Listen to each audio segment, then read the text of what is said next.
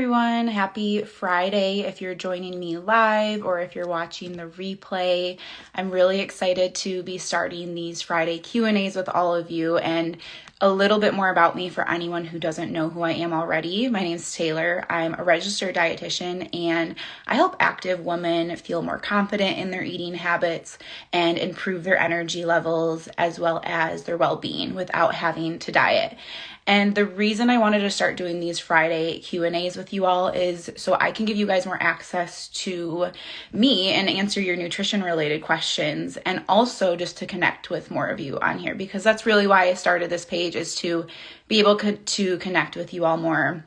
But like I said, I am going to do these monthly starting out. I did originally say I was going to do them weekly, but I think I'm going to start by doing them monthly and just have them be the first Friday of every month. And then I will post the question box on my story on Wednesdays. So you could submit the questions there, and then I'll answer them on, again, the first Friday of every month. So just a warning, or just a reminder, again, I'm not going to do them weekly. I'm going to do them monthly to start out.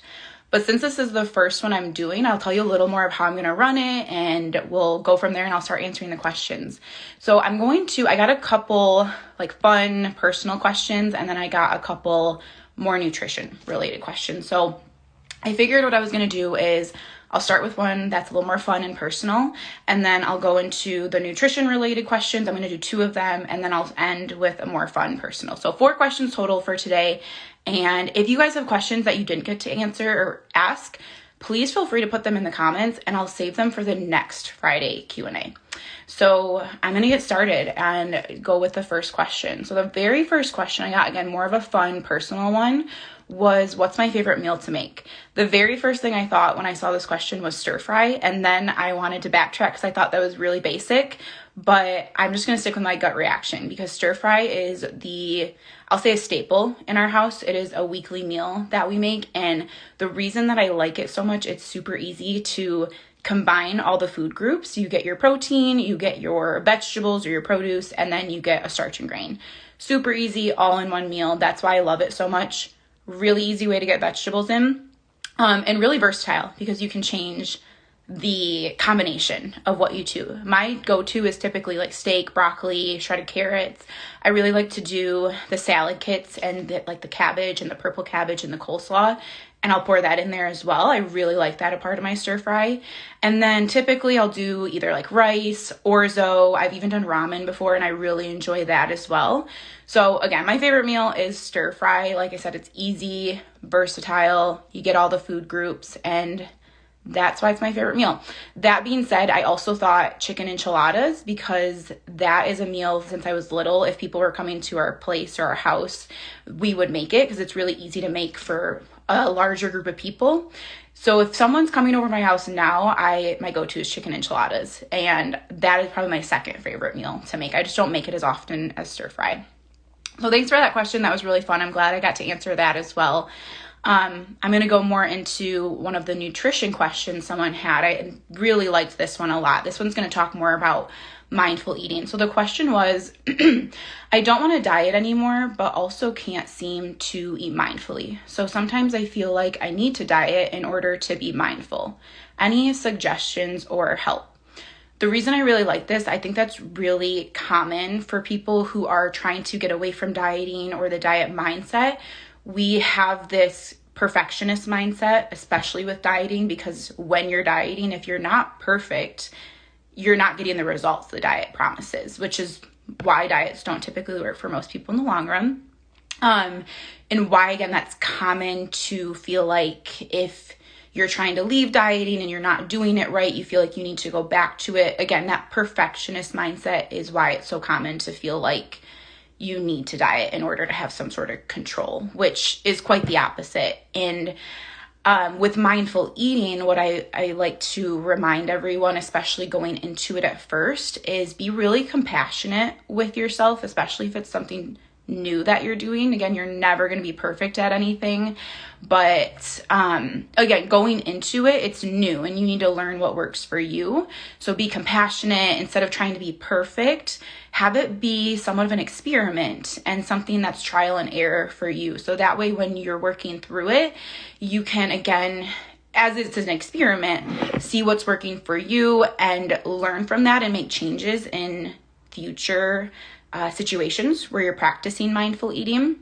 Whereas if you're not practicing, again, as an experiment and you're expecting yourself to be perfect with it and fully mindful and present, and it doesn't, it helps you not overeat, things like that, that's just not realistic in the beginning. So that's my number one tip, is to be compassionate and gentle with yourself while you're starting it. And again, experiment, use it as a learning experience so you can learn from what's not working for you and make the tweaks that is going to work. That being said, I see a lot of areas that people struggle when it comes to mindful eating, and I want to give some examples of what that is and how you can work through that, especially to give you some mindful eating tips if you're not someone that knows exactly how to go about starting with it. So I think the number one reason I see people struggle with mindful eating to the point where they feel like it's not working for them or they're overdoing it still or eating mindlessly is they are not eating enough during the day or skipping meals, whether it's intentionally or unintentionally. So whether you're doing it on purpose or maybe you're someone who is working, you're on the go, you have kids, and there's just not enough time in the day and you tend to skip meals because of that. Why that can make it so hard to be mindful for, again, practicing mindful eating. If you are not meeting your body's physical needs, biologically, your body is going to send you into overdrive by the time you get to that next meal in order to make up for what you missed out on earlier. So it's really not anything that maybe you don't have as much control over. Again, it's just your body biologically trying to, like I said, make up for what it missed out for and just get as much as it can in one sitting to make up for that energy it missed out on. So you need to really make sure as much as you can to eat about every 3 to 4 hours to keep your blood sugars stable. They're not dropping too low.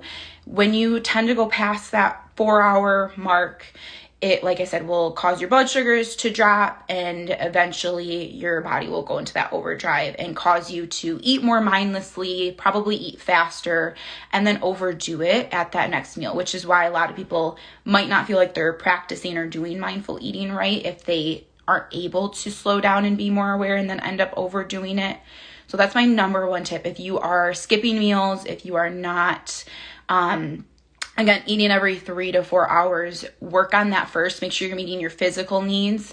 And then if that's not helping, I'll go into my next tips because there can be other reasons if you're already meeting your physical needs and you're not able to be mindful. We'll talk about that next. But the other thing, again, these are just more tips for mindful eating as well, is making sure that you're limiting distractions. So try to put your phone away. Try not to eat in front of the TV. Again, just try to be present in that moment. And I totally understand that's not realistic for everyone and in every situation. So what I always recommend starting out is pick one meal, either one meal a day, one meal a week, one meal every 3 days, whatever that looks like for you. You have to be realistic again for yourself and your lifestyle. But if that helps, again, to just pick that one place to start. Sometimes we put a lot of pressure on ourselves again to be perfect and to practice mindful eating at every single meal and snack. And again, not realistic. So just choose one, limit those distractions and be present in that moment. And then more tips while you're actually in that moment and practicing mindful eating. Slow down, chew thoroughly, take your time with the bites that you're having, set your utensils down while you're eating. I'm going to use my pen as an example. I know it's not a utensil, but when you're eating and you have the utensil in your hand, a lot of times you're chewing and you're also going for that next bite and you're really not being mindful and aware of what you're actually chewing, which takes away from the mindful eating and doesn't allow you to really engage like your full senses, the sight, touch, smell, a sound of that meal, which is also a part of mindful eating. So if this was your fork or your spoon, while you are taking your bites, set your utensil down, chew, engage in that, again, situation that you're in so that you are engaging all your senses, which can help you feel more mentally satisfied by your meal as well, and then allows you to likely not overeat or eat the exact amount that feels right to you. So those are, again, a few of my tips to just practice mindful eating in general. Chew thoroughly, set your utensils down, limit those distractions, ask yourself questions too. Ask yourself, what are you liking about the meal? How are your hunger levels feeling? Are you starting to get, somewhat full? Are you feeling comfortable and like you could stop soon? Are you feeling really physically full, but you just like the taste and you want to keep going? That can happen too. But again, just asking those questions can bring that awareness to the mindful eating practice and allow you to engage more, to feel more mentally satisfied, which can, again, be really helpful to not overdo it as well. And that brings me into, again, more of that mental satisfaction with mindful eating, because we can be physically satisfied, we can be full, and we can still want to keep eating. So it's really important, if you've already checked off those boxes, you're meeting your physical needs, you're maybe practicing all those other tips that I just threw out there with mindful eating, and you still feel like no matter what, you are mindlessly eating and you're overdoing it, we need to check in with your mental satisfaction and if you are mentally depriving yourself as well from the foods that you're eating.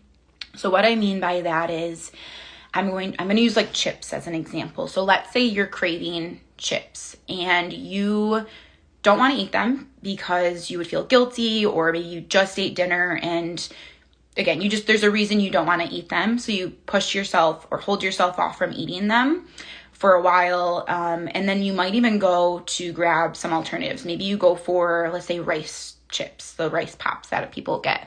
Or you get, let's say, just any other snack besides the chips, the things you're actually craving.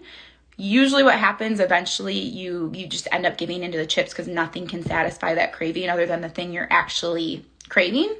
And then you've just gone through that whole situation where you were eating other things to try to satisfy that craving. And eventually, again, you just end up overdoing it and eating more than you wanted to in the first place. This is more of that mental deprivation we can find ourselves in, and it can cause us to overeat and again, eat mindlessly.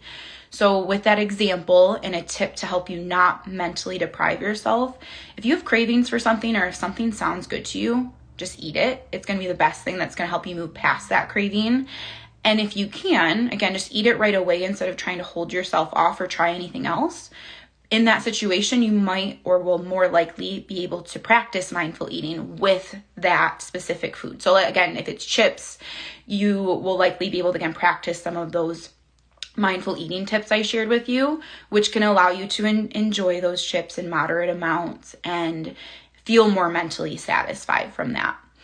Another thing I'll throw in with that, if you struggle to not overdo it at that situation, have the chips or whatever the food is with another meal or snack option. So maybe you cut up an apple and have it with peanut butter, and then you have chips on the side with it as well. So you're getting what, again, you're craving and what's going to help you stop thinking about those chips. But this way you are also filling up on some other food options, so that can help you also to be more mindful and again just feel more satisfied in general.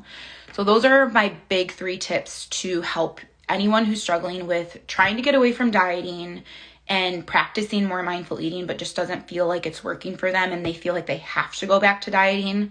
Make sure you're meeting your physical needs. Also make sure you're meeting your mental needs when it comes to food and satisfaction. And then all those tips that I gave you regarding slowing down and setting your utensils down and checking in with yourself, asking questions. Those are just some great tips to practice mindful eating in general.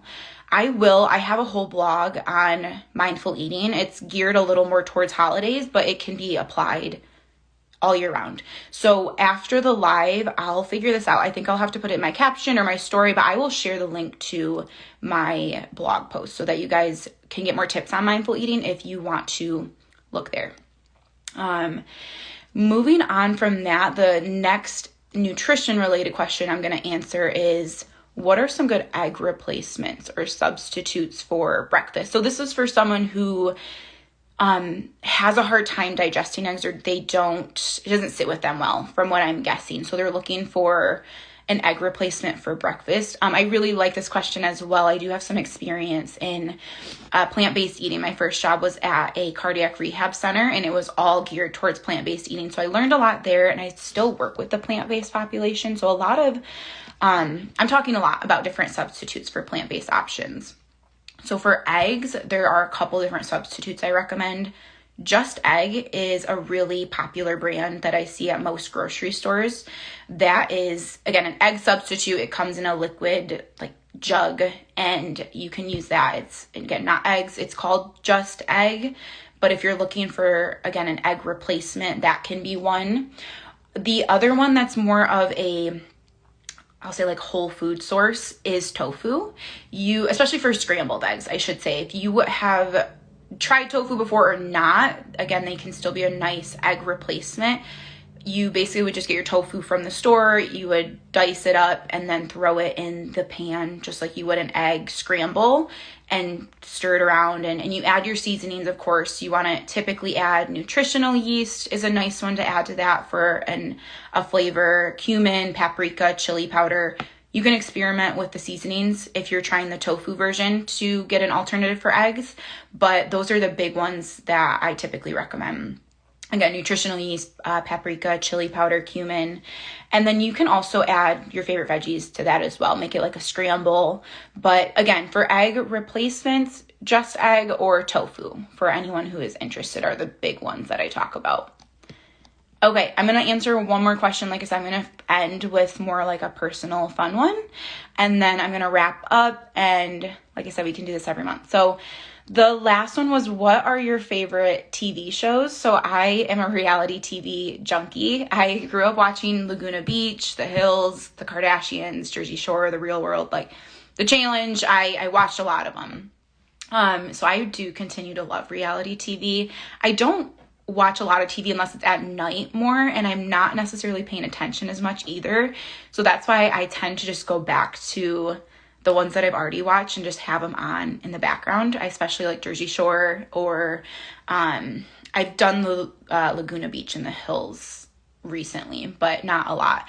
Anyways, like I said, I love reality TV. If there's not one that is on where it's like a new season, then I just go back to the ones I've seen before. It's just a comfort thing. But Vanderpump Rules comes back on at the end of this month, and then in February the Jersey Shore Family Vacation comes back on.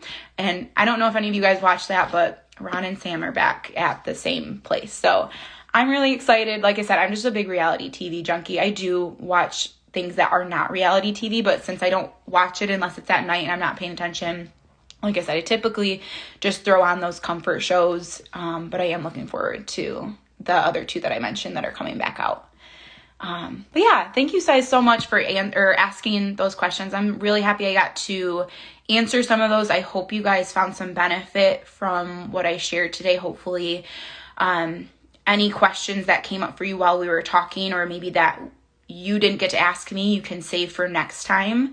And like I said, this is going to be monthly. So the first week of every month, plan for me to put a question box on Wednesdays, and then I'll answer them on Fridays. Before I let you go, I want to share a couple quick reminders of things I'm running for the month of January. So first thing I am running is a meal prep series, which is really cool. It's going to give you different recipes, meal prep tips, and more resources to just really set you up for meal prepping and planning if that's something you're looking to get into. It's a weekly email series, so if you're interested, again, anything I will share with you, I'll link either on my stories or in the post afterwards. That way you can access it. But I have, again, that 4-week mindful meal prep email series. It's free, so if you want new recipes to try, more tips, go ahead and sign up. That officially starts on the 8th, Monday. The other thing, I have a couple really great offers in the month of January. So I'm offering 50% off 3 months of my one-on-one coaching program. So if you are interested in just getting more specific with your personalized nutrition goals, getting support, accountability, feeling more confident in your eating habits, more energy, and also just improving your mindful eating practice, and really, like I said, just creating more personalized strategies to help you reach your nutrition goals. Again, 50% off the entire program until the end of January. So that saves you over $600. Again, I'm going to share the link for you to be able to apply to that at the end of this or afterwards. So if you're interested in that, you'll get that there. And lastly, I'm also offering 50% off my weekly meal planner. And this also includes recipes, meal prep tips. I have grocery shopping list, weekly meal plan templates in that specific offer and that product. That's 50% off. So that's only $15 until the end of the month. So wrapping that all up, again, I have a free meal prep series. I have 50% off for $15 the weekly meal planner with different recipes for you, and 50% off one-on-one coaching. So I'll share all of that information with you at the end, and I look forward to next month where we get to do this again. Thanks for everyone who joined and watched.